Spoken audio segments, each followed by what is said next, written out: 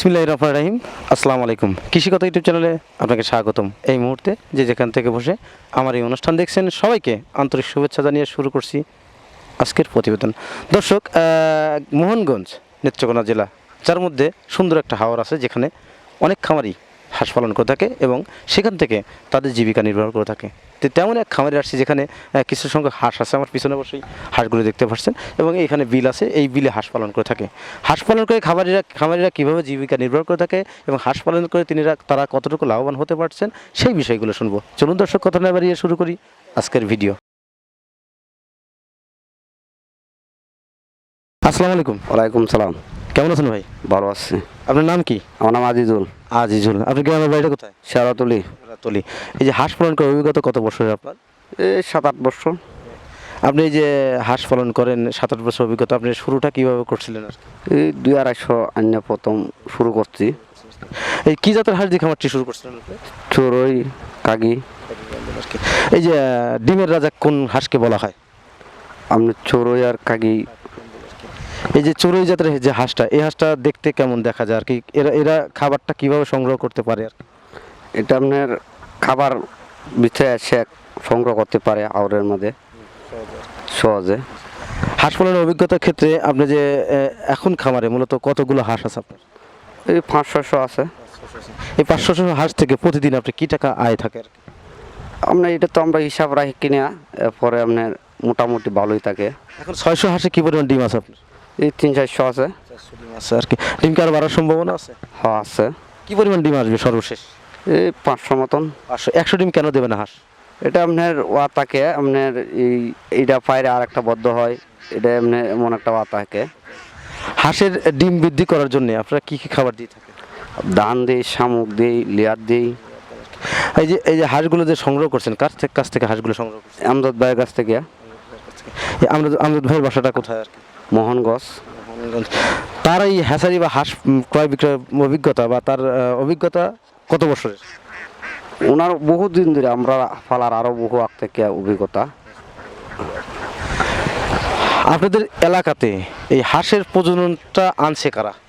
এই আমাদের আমদাদ ভাই দেয়, ওনার ফ্যাসারি থেকে বাচ্চা দেয়, বড় হাঁস ওনার সংগ্রহ করে দেয়, ওনাই সব কিছু দেয়। আপনারা যে হাঁস পালন করতে গেলে বিভিন্ন রোগ হয়, কি কি রোগ হয়ে থাকে হাঁসের? আপনার রেগে ধরে, ডায়রিয়া ধরে, বিভিন্ন জাতের রোগে ধরে। যখন আপনার ডাক প্লে বা কলেরা হয়ে থাকে, এর জন্য আপনারা কী করে থাকেন? ভ্যাকসিন করি, এমনি আরও ওষুধ আছে, বিভিন্ন জাতের ওষুধ এনে আমরা খাওয়াই। এই যে ভ্যাকসিন করেন, এই ভ্যাকসিনগুলো কোথা থেকে সংগ্রহ করেন বা কার কাছ থেকে সংগ্রহ করেন? এটা আমদাদ ভাই আপনি সংগ্রহ করে দেয় না। আপনার এই যে প্রতিদিন এখন 400-500 মতো ডিম আছে আর কি। এই ডিম প্রতিদিন কত টাকার ডিম বিক্রি করেন? আপনার এটা আপনার হয় 7-8 হাজার টাকা হয়। খরচ হয় কীরকম আপনার প্রতিদিন? খরচ 4,000। 4,000 টাকা যদি খরচ প্রতিদিন, আপনার 4,000 টাকা বাঁচে আর কি। এই 500 হাঁস পালন করে আপনার জীবিকা নির্বাহ বা আপনার পুরো সংসারটা খুব ভালো চলে? জি, ভালোই চলে। এই যে হাঁস পালন করার পূর্বে আপনি কোন পেশার সাথে জড়িত ছিলেন? আগে আমি কৃষি কাজ করতাম। এখন কেন কৃষি কাজ করেন না? এই হাঁস পাইলে ভালো সুবিধা পেয়েছি, এটার জন্য। যারা নতুন খামারি, যারা হাঁস ক্রয় করবেন, তারা কোথা থেকে হাঁস ক্রয় করলে তারা বেশি লাভবান হতে পারবে?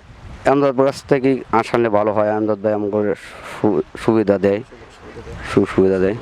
ওই আমজাদ ভাই যে হাঁস দেয়, খামারিদের দেয়, খামারিদের যে আমজাদ ভাইয়ের কাছ থেকে হাঁসগুলো ক্রয় করে, তারা কি লাভবান হতে পারবে?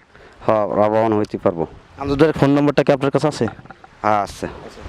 দর্শক, আমি কিন্তু খামারিদের কাছ থেকে অনেক কথা বললাম এবং আপনাদের কাছ থেকে জানালাম। ওনার কাছে থেকে আমি অবশ্যই আমজাদ ভাইয়ের নাম্বারটা নিব এবং আমজাদ ভাইয়ের নাম্বারটা নিয়ে সেই নাম্বারটা ভিডিও স্ক্রিন দিয়ে থাকবো, তার সাথে কথা বলে আপনার হাঁসগুলো হাঁসের বাচ্চা ক্রয় করতে পারবেন।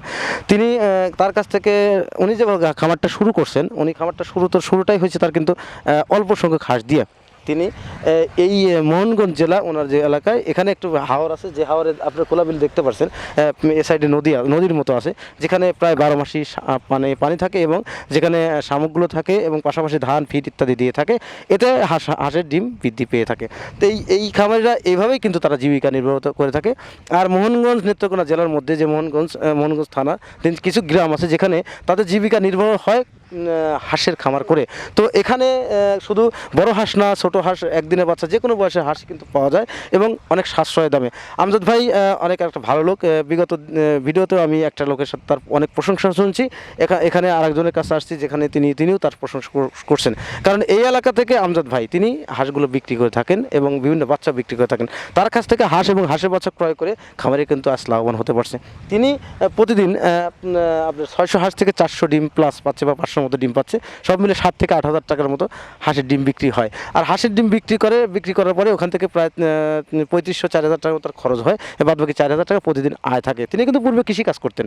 এই কৃষিকাজ করাতে অনেক ভালো আছেন, হাঁস পালন করে হাঁসের খামার করে অনেক লাভবান হতে পারছেন। তাই তিনি বলছেন যে হাঁসের খামার বিগত দিনে যারা হাঁসের খামার করতে চান তারা অবশ্যই আমাদের ভাইয়ের কাছ থেকে হাঁসের বাচ্চা ক্রয় করুন। যাদের কোনো প্রশ্ন থাকে অবশ্যই আমার ভিডিও কমেন্ট করে জানাবেন। আমি আশা করবো তার উত্তর দেওয়ার জন্য। আর আমজাদ ভাইয়ের নাম্বার ডিসক্রিপশনে দেওয়া থাকবে, এই নাম্বারে যোগাযোগ করে আপনার হাঁসগুলো ক্রয় করবেন। খামার করুন, দেশ গড়ুন প্রত্যাশা নিয়ে আজকের প্রতিবেদন এখানেই সমাপ্ত করছি। ভালো থাকেন, ধন্যবাদ, সুস্থ থাকেন। আল্লাহ হাফিজ, ধন্যবাদ।